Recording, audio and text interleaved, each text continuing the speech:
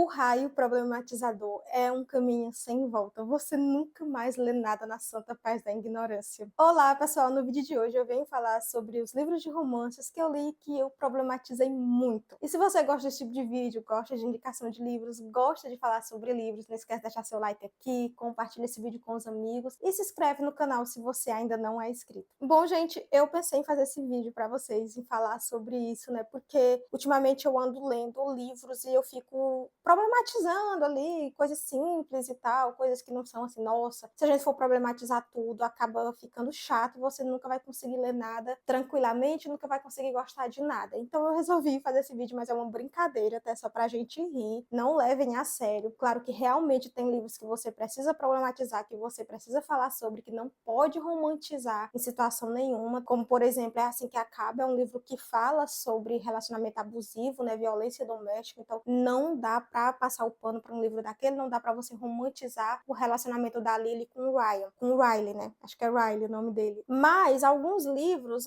acontece algumas coisinhas ali que dá pra você passar o pano, né? Dá pra você relevar, até porque pra ter mais emoção, pra ter mais assim movimento, acaba acontecendo coisas ali que na vida real você não passaria o pano, tá? Espero que não. Mas no romance a gente dá aquela passadinha de pano, como, por exemplo, também os livros Enemy to Lovers, né? Tem muitas brigas, muito cão e gato, muito atrito ali entre os personagens. E a gente acha o quê? Acha fofo, lindo e maravilhoso e não vê a hora dos dois ficarem juntos. Mas na vida real, né, às vezes o Enemy to Lovers não é lá grande coisa, tá? Não é lá um relacionamento muito bom. Bom rever aí o Enemy to Lovers na vida real. Mas no livro a gente ama. Então é basicamente isso, é mais uma brincadeira, tá? É uma grande brincadeira aqui. Tem livros aqui que eu amo, que eu até vou falar, né, que eu problematizei sim, mas que eu passo pano e eu favoritei esses livros, mas tem outros que realmente são, assim, Chernobyl total. Então, vamos lá falar sobre eles. Falar de mocinhos tóxicos e não falar de Christian Grey é impossível. Acho que aqui é o maior Chernobyl de todos os tempos. Tem Chernobyl tão ruim quanto ele? Tem, mas dos que eu li, esse é o top 1. Se você ler algum livro que tem um mocinho pior do que Christian Grey, por favor, me conte aqui nos comentários. Talvez After, né, mas eu nunca li After, então eu não sei dizer o que acontece ali. Recentemente eu até assisti um vídeo analisando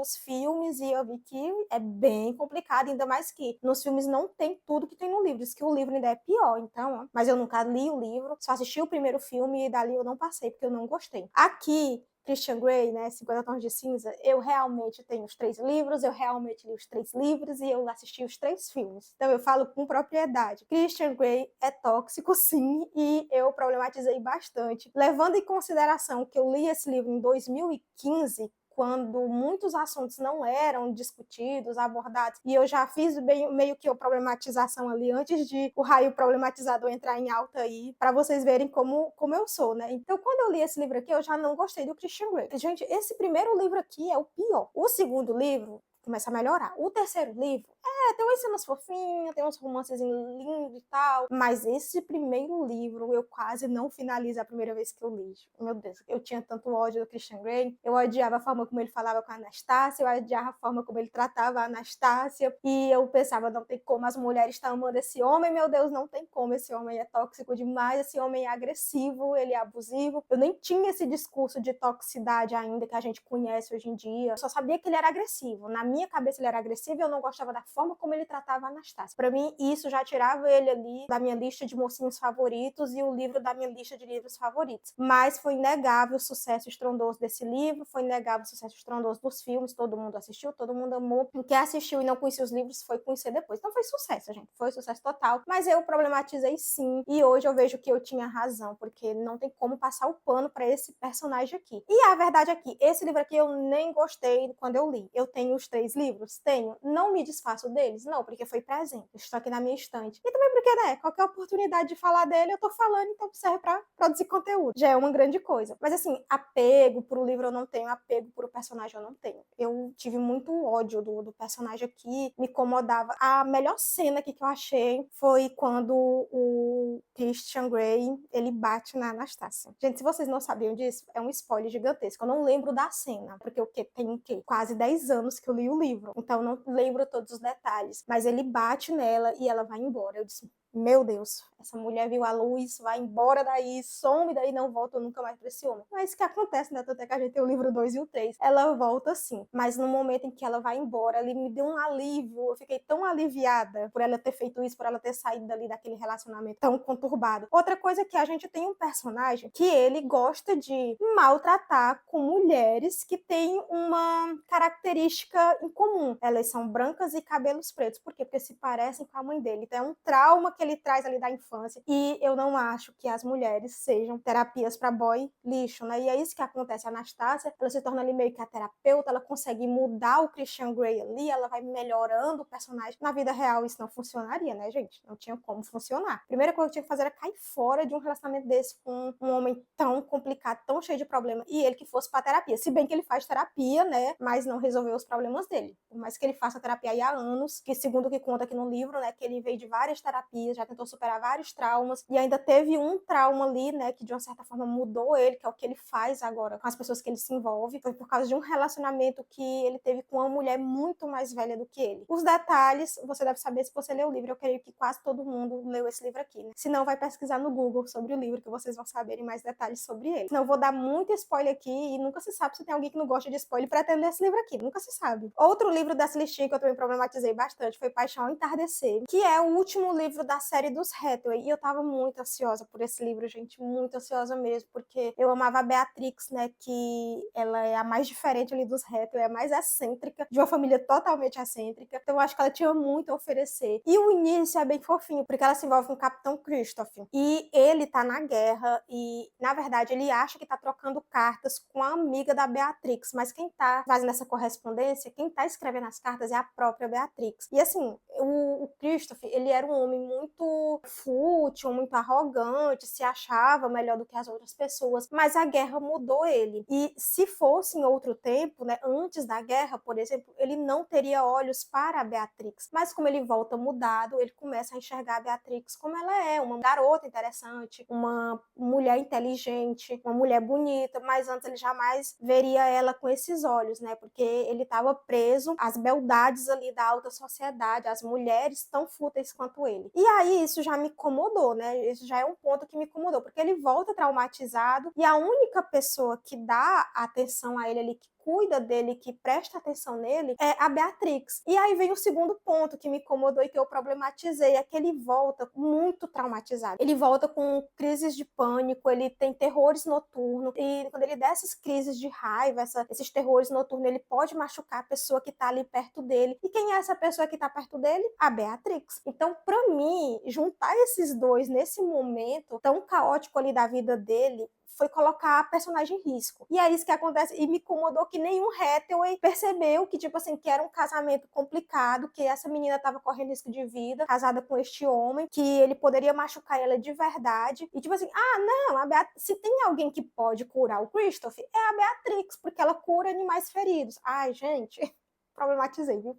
Problematizei com gosto e não gostei do livro. Esse aqui é um dos que eu não gostei. Infelizmente, eu tava com a expectativa lá em cima, mas não funcionou pra mim, porque na minha cabeça, o Christoph poderia machucar a Beatrix a qualquer momento. Tem cenas em que ele agarra ela e que eu penso, é agora, vai acontecer. E aí eu queria fechar o livro pra não ver a próxima cena, mas eu continuava lendo. Então, não deu certo. Eu não gostei do livro por causa disso. Se é pra problematizar, vamos falar de Como Encantar um Canalha, um livro que pra mim não era para ter acontecido na trilogia dos Canalhas. Por quê? Porque a gente tinha protagonistas melhores, a autora tinha opções melhores para colocar como protagonista, e ela escolheu quem? Esse tal de Santo, que nem fazia parte da família dos Carraway ali, que eu acho que tinha, assim, mocinhos incríveis naquela família. Tanto é que o protagonista, o primeiro é o Trista, eu passei o pano pro Trista, tá? Devia estar aqui para problematizar? Devia, mas eu passei um pano enorme para ele. E também o último mocinho, né, que é o Robert, irmão do Trista, que é maravilhoso, zero defeito. Inclusive é o meu livro favorito da trilogia. Esse daqui é o que eu menos gostei. Por quê? Porque o Santo é um canalha assumido. Mas, tipo assim, ele não é um canalha qualquer, né? Ele é o canalha de Londres. E aí, ele resolve que vai conquistar a Ave, a mocinha aqui. Gente, e tipo assim, a gente sabe como era que funcionavam as coisas nessa época aqui, né? Nos livros de romance, né? Nos livros de romance. Vamos nos ater aos livros de romance, não na vida real. Nos livros de romance aqui, porque os protagonistas fizeram o quê? Eles são libertinos, eles são mulherengo, eles gostam de farra, eles jogos e tudo. Mas se tinha uma coisa que eles faziam era respeitar as mocinhas, né? Eles respeitavam, né, as mocinhas, pra não queria acabar, arruinar com a reputação dela. E Santo faz exatamente o contrário. O que é que Santo quer? Arruinar a mocinha, a Ave. Sim, ele quer arruinar. A intenção dele é transformar ela em sua amante. Então não passa pela cabeça do Santo em nenhum momento de se casar com a protagonista. Mas as coisas ainda pioram, porque a Ave quer proteger um orfanato. E esse orfanato, quem cuida é o Santo. O Santo é como se fosse o presidente ali, o chefão desse orfanato. E aí, para conseguir manter o orfanato ali, porque ele quer vender o orfanato, e manter essas crianças juntas, ela resolve bolar um sequestro junto com vários adolescentes e crianças. Sim, é isso que acontece nesse livro. Ela sequestra o Santo, e aqui alerta de spoiler, tá? Ela sequestra o Santo e coloca uma arma na mão de um adolescente para conseguir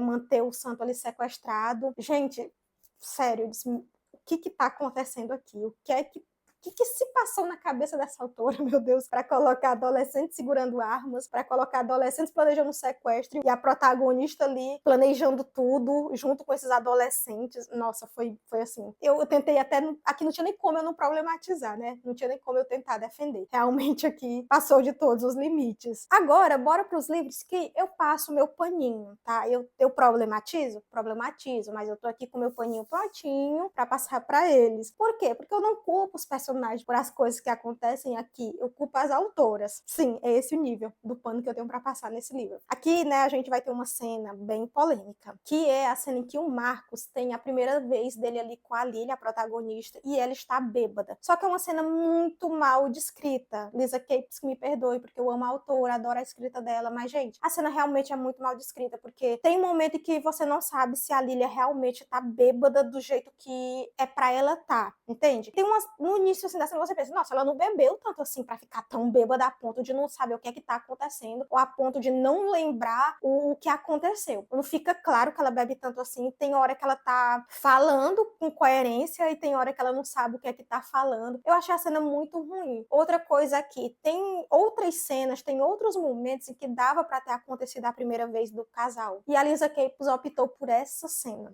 Não sei porquê, não sei o que ela tinha na cabeça dela. E é assim que acontece. Marcos vê Lilia bêbada, eles começam ali a conversar e ele vê que só existe uma forma dele conseguir casar com a Lilia, tendo ali a primeira vez deles, né? A Lilia entregando ali a virgindade para ela, por quê? Porque o Sebastião não vai mais querer ela, ele vai comprometer a Lilia e a Lilia vai ser obrigada a se casar com ele e não com o Sebastião. É esse o medo que ele tem, de perder a Lilia pro Sebastião, já que o Sebastião é muito mais bonito que ele, é muito mais divertido que ele. E eu entendo esse ponto, né, do Marcos querer garantir o casamento com a Lilia, mas não dessa forma, tá? Não se aproveitando da protagonista bêbada ali, né? E outro, como eu digo, em outras cenas teria acontecido, porque a Lilia tá apaixonada por o Marcos, então ele não precisaria dela bêbada para fazer, né, para conseguir o que ele queria. Então eu achei a cena de muito mau gosto, achei muito mal escrita e achei desnecessária, sim. Problematizei a cena, mas passei o pano pro personagem. Por quê? Porque eu gosto dele. O livro todo ele é um protagonista assim muito bom, ele é tipo assim, Audácia de Orgulho e Preconceito. O deslize foi esse, e eu culpo a autora por não ter aproveitado outros momentos para que essa cena acontecesse e ter usado essa cena, né, para que ele conseguisse segurar a Lily ali, né. É isso, gente, problematizei, mas passei o pano. Me contem aqui nos comentários se você já fez isso, se você gosta do livro, se você passa o pano pro Marcos. Eu não passo o pano pra cena, tá? Não passo o pano pra atitude do personagem, o que ele fez foi totalmente errado, mas eu passo o pano por quê? Porque o personagem é bom, eu gosto do personagem em outros momentos do livro, não nessa cena. Nessa cena eu detesto ele, nessa cena eu detesto tudo que aconteceu aqui, tá? E eu não passo pano pra nada do que aconteceu. E o último livro dessa listinha é Encontrada Até Quinta, que eu também amo esse livro, é o meu livro favorito da série Noivas da Semana, mas que eu também problematizei, porque o romance acontece de uma forma bem complicada. Aqui a gente vai ter um mocinho que força a mocinha a se casar com ele, chantageia a mocinha, melhor dizendo. Ele faz chantagem para poder conseguir conseguir que a mocinha se case com ele. A gente passou o pano pro mocinho, porque eu li em LC, então por isso que eu falo a gente, eu e as meninas que estávamos lendo, nós passamos o pano por quê? Porque o motivo dele precisar de uma esposa é um motivo válido. Ele realmente precisa de uma esposa, e o problema é que a Samantha, a dona da empresa, né, que faz os casamentos arranjados, a Alliance, ela decide que não vai aceitar o Hunter como cliente da Alliance, porque o Hunter tem um passado bem conturbado. Ao longo do livro, né, com a história dele sendo contada, a gente descobre que passado é esse e vai ver que não é tudo que a gente achava, tá? Tem muita coisa ali, tem muitos mistérios ali envolvendo o passado do personagem. Nem tudo era ele que fazia, melhor dizendo assim. Por ele ter esse passado, a Samantha resolve barrar ele ali na empresa, então ele tá ali no momento de desespero. A pessoa que vai, né, que é a funcionária da Aliança, é a Gabrielle. A Gabrielle, ela tem um passado muito perigoso, digamos assim, porque ela se envolveu com uma pessoa que era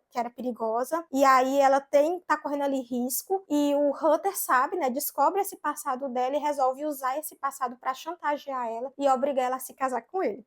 Sim, é isso que acontece. É problemático? Muito problemático. Por quê? Porque a gente vai ter uma chantagem, a gente vai ter um casamento forçado, mas o Hunter, ele respeita ali a Gabrielle no casamento, tá? Não tem nada mais além disso, não acontece nada entre eles além disso, tá? Sem consentimento, vamos deixar isso bem claro. E aí, eu problematizei tudo isso, mas eu gostei do personagem, eu gostei do relacionamento dele com a Gabi, ele vai melhorando ao longo do livro, ele vai evoluindo, diferente, por exemplo, de Santo, né? Que é um que eu falei aqui já nesse vídeo, que não evolui ao longo da história, tá? Aqui não, aqui a gente tem uma evolução, o mocinho ele vai melhorando, ele vai protegendo a Gabi realmente, ele vai cuidando dela, ele vai se tornando assim um marido muito bom, e depois ele abre mão ali dela, né, do casamento dos dois, para poder fazer a coisa certa. Então, eu problematizei sim, mas eu passei meu paninho pro personagem depois. E, inclusive, o Hunter também é um dos meus mocinhos favoritos dessa história, para vocês verem como não falei só mal de livros aqui, tá? Eu falei bem também. Bom, e era isso que eu tinha para falar hoje para vocês, eu espero que vocês tenham gostado dessa listinha. Foi uma grande brincadeira, tá, gente? Se eu falei mal de algum livro que vocês gostam, por favor, desculpem aí, mas me contem nos comentários se tem algum desses livros aqui que você gosta. Tem livros aqui que são meus favoritos, como eu falei pra vocês. Claro que realmente tem coisa aqui que não dá pra você passar o pano, como eu falei no início do vídeo. O exemplo aí é o Christian Grey. O Christian Grey realmente não dá pra defender. E tem outros personagens aqui que eu falei que também não dá muito pra defender. E já tem outros que eu realmente gosto, tá? Que eu realmente problematizei. Não tem como você passar um pano completamente, você tem que ver os erros do personagem, mas mesmo assim eu enxergo o erro, reconheço o erro, mas eu gosto deles, entendem? É basicamente isso. E é isso. Não esquece de deixar seu like, de compartilhar o vídeo com os amigos, de se inscrever no canal e nos vemos nos próximos vídeos. Tchau!